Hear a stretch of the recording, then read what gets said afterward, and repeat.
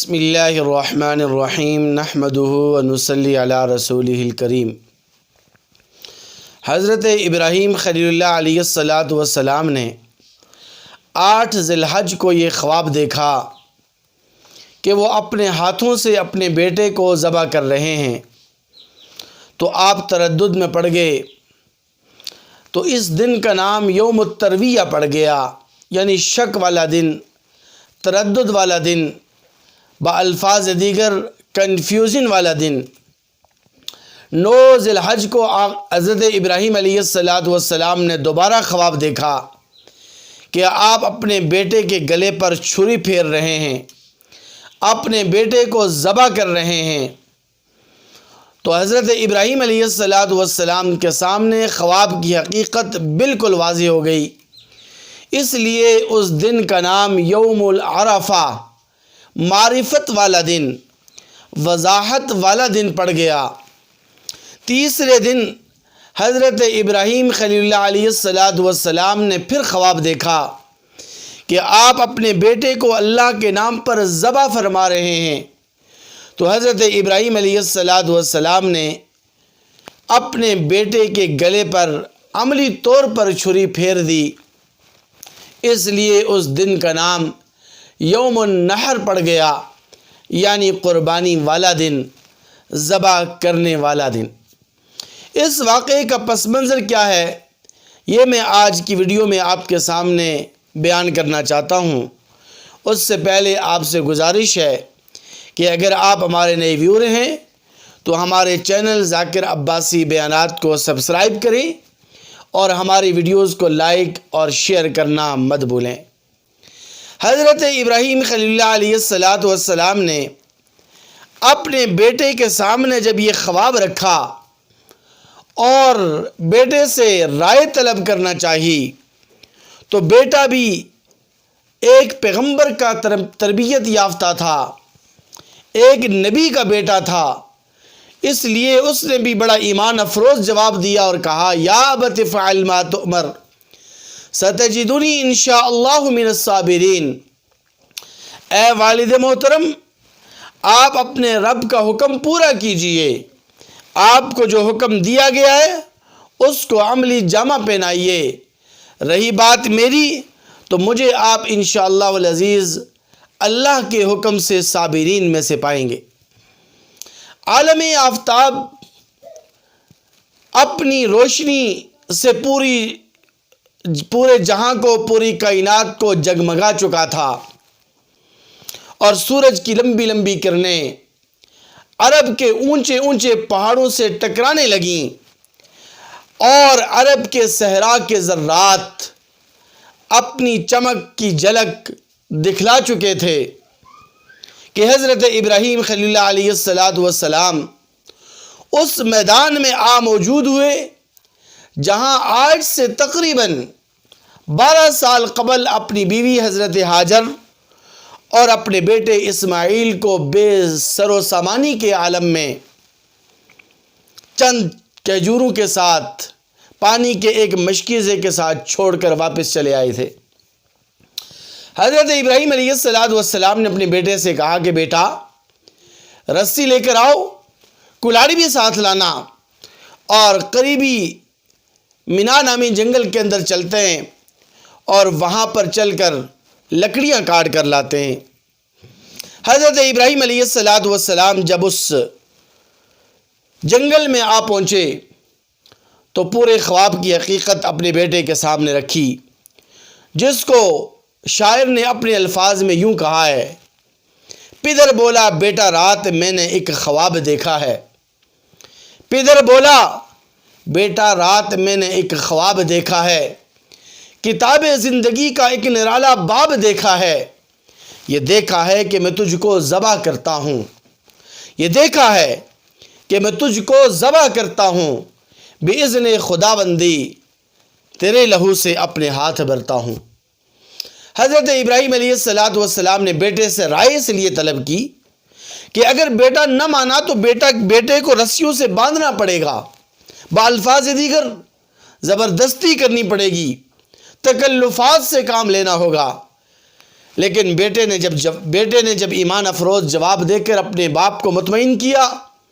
تو حضرت ابراہیم علیہ السلام نے اللہ تبارک و تعالیٰ کا شکر ادا کیا اور بیٹے کو زمین پر لٹایا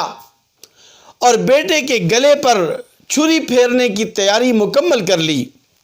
تو دوسری طرف اس مینا نامی جنگل کے اندر غیبی مخلوق میں ایک کوہرام سمجھ گیا۔ وحشی درندے حیران اور ششدر تھے اور ساری غیبی مخلوق سوچ رہی تھی کہ یہ اتنا بڑا عظیم حادثہ کس مصلحت اور کس حکمت خداوندی کے تحت پیش آ رہا ہے،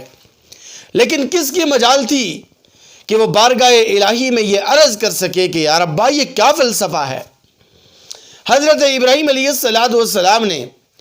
اپنے بیٹے کے گلے پر جب چھری پھیری تو اللہ تبارک و تعالیٰ کے حکم سے گلے اور چھری کے درمیان پیتل کا ایک ٹکڑا حائل ہو گیا اور چھری تھی کہ چلنے کا نام نہیں لے رہی تھی۔ حضرت ابراہیم علیہ السلام نے چھری کو پتھر کے اوپر رگڑ کر تیز کرنا شروع کر دیا کہ کہیں بامر خداوندی اور بامر الہی میں تاخیر نہ ہو جائے اور اللہ تبارک و تعالیٰ کا حکم بجا لانے میں دیر نہ ہو جائے۔ لیکن جب چھری نہ چلی تو بیٹے نے اپنے باپ سے کہا کہ اے والد محترم، لگتا یہ ہے کہ آپ جب میرے گلے پر چھری پھیر رہے ہیں تو آپ کی نظر میرے چہرے پر پڑتی ہے، میرے خوبصورت اور حسین و جمیل چہرے پر پڑتی ہے، تو شفقت پدری اللہ کے حکم کے درمیان حائل ہو جاتی ہے، رکاوٹ بن رہی ہے، اس لیے آپ مجھے زمین پر چت لٹا دیجئے،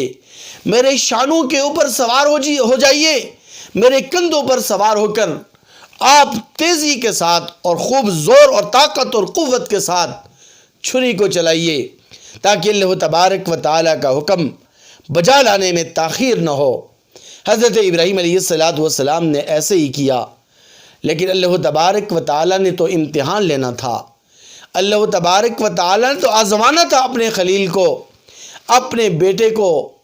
ذبح کرنے کے لیے ابراہیم علیہ السلام جب عملی طور پر تیار ہو گئے تو اللہ تبارک و تعالیٰ کی طرف سے ایک غیبی آواز آئی، قد صدقت الرؤیا انا کذالک نجزی المحسنین، اے میرے خلیل آپ نے اپنے خواب کو سچا کر دکھایا اور ہم نیکوکاروں کو اچھا اور عمدہ بدلہ دیتے ہیں۔ وفدیناہ بذبح عظیم، اس لیے آپ اپنے بیٹے کو ذبح کرنا چھوڑیے، ذبح کرنے کی کوئی ضرورت نہیں، بس یہ دمبا میں بھیج رہا ہوں، جنت سے آئے ہوئے اس دمبے کے گلے پر چھری پھیر دیجئے، آپ کی قربانی بارگاہ الہی میں شرف قبولیت کو پہنچ جائے گی۔ دوستو، آپ حیران اور ششدر ہوں گے کہ جب باپ اپنے بیٹے کے گلے پر چھری پھیر رہا تھا تو بیٹے کے کیا جذبات اور احساسات تھے۔ بیٹے نے اپنے والد محترم سے کہا کہ ابا جان، جب آپ مجھے ذبح کر لیں، جب آپ مجھے ذبح کر چکیں تو پھر آپ میری یہ خون آلود قمیص میری والدہ کے پاس لے جائیے گا اور اس خون آلود قمیص سے میری والدہ کے دل کو کچھ نہ کچھ تسکین اور تسلی ضرور پہنچے گی۔ اور والد محترم، آپ اپنے کپڑوں کو سمیٹ لیجئے، کیونکہ کہیں ایسا نہ ہو کہ میرے خون سے آپ کی قمیص خون آلود ہو جائے، آپ کے کپڑے ناپاک ہو جائیں، کیونکہ اس کے بعد آپ نے اللہ تبارک و تعالیٰ کی بارگاہ میں 2 رکعت نفل نماز شکرانے کے بھی ادا کرنے، تو میں نہیں چاہتا کہ میری وجہ سے آپ کو کپڑے بدلنے کی، لباس بدلنے کی ضرورت پڑے۔ کیا جذبات اور احساسات تھے اللہ کے نام پر قربان ہونے کے لیے، کیسے ایمان افروز لمحات تھے۔ یہ اللہ تبارک و تعالی ایسے ایمان افروز لمحات اور ایمان افروز جذبات و احساسات اپنے مقبول، منتخب اور برگزیدہ بندوں کو ہی عطا فرماتے ہیں۔ حضرت ابراہیم علیہ السلام نے جب اپنے بیٹے کی زبان سے یہ جذبات اور احساسات کے کلمات سنے تو اللہ تبارک و تعالیٰ کا شکر ادا کیا، الحمدللہ۔ بیٹے نے زمین پر پڑے اللہ اکبر کہا۔ آسمان دنیا سے جبرائیل امین تشریف لائے، انہوں نے کہا لا الہ الا اللہ واللہ اکبر۔ حضرت ابراہیم خلیل اللہ علیہ السلام نے اللہ کا شکر ادا کرنے کے لیے اللہ اکبر وللہ الحمد کہا۔ یہ وہ تکبیر تشریق کے مقبول اور محبوب کلمات ہیں جو اللہ تبارک و تعالی نے اس وقت اپنے 2 پیغمبروں کی زبان سے اور ایک فرشتوں کے سردار اور فرشتوں کے سب سے مقرب فرشتے حضرت جبرائیل امین کی زبان سے سنے اور شرف قبولیت عطا فرمائی، تو اس وقت سے لے کر آج تک ان تکبیرات تشریق کو بطور وجوب کے ایام تشریق کے اندر پڑھا جاتا ہے۔ میرے مسلمان بھائیوں، حضرت ابراہیم خلیل اللہ علیہ السلام نے دمبے کو ذبح کر دیا۔ اگر اس وقت حضرت اسماعیل علیہ السلام ذبح ہو جاتے، حضرت ابراہیم علیہ السلام اپنے بیٹے کے گلے پر چھری پھیر دیتے، تو آج ہم کو اللہ تبارک و تعالیٰ کی رضا اور خوشنودی کے لیے حضرت ابراہیم علیہ السلام کی اس سنت کو زندہ کرنے کے لیے ملت ابراہیمی کی اتباع میں اپنے جوان بیٹوں کے گلے پر چھری پھیرنی پڑتی۔ لیکن اللہ تبارک و تعالیٰ ہماری کمزوریوں سے، انسانوں کی کمزوریوں سے خوب آگاہ اور واقف ذات ہے۔ اس نے حضرت اسماعیل علیہ السلام کو ذبح نہ ہونے دیا اور ہمیں یہ حکم دیا کہ اب تمہیں اپنے بیٹوں کے گلے پر تو چھری پھیرنے کی ضرورت نہیں، لیکن کنجوسی بخل سے کام مت لینا۔ حضرت ابراہیم علیہ السلام کی اس سنت عظیمہ کو تازہ اور یاد اور زندہ کرنے کے لیے جانور کی قربانی ضرور کرنا۔ جو آدمی صاحب نصاب ہے، صاحب استطاعت ہے اور 52 تولہ چاندی کی مقدار کے برابر اس کے پاس اضافی رقم موجود ہے، یعنی آج کل کے اعتبار سے اگر اس کے پاس 75 سے 76 ہزار روپے نقدی یا سامان تجارت کی شکل میں ضرورت سے زائد اگر اس کے پاس یہ رقم اور سامان موجود ہے تو وہ صاحب نصاب ہے۔ اس کے لیے قربانی کرنا، جانور قربان کرنا یا بڑے جانور کے اندر حصہ لینا ضروری اور واجب ہے۔ اللہ تعالیٰ سے دعا ہے کہ اللہ تعالیٰ ہمیں عمل کرنے کی توفیق نصیب فرمائے۔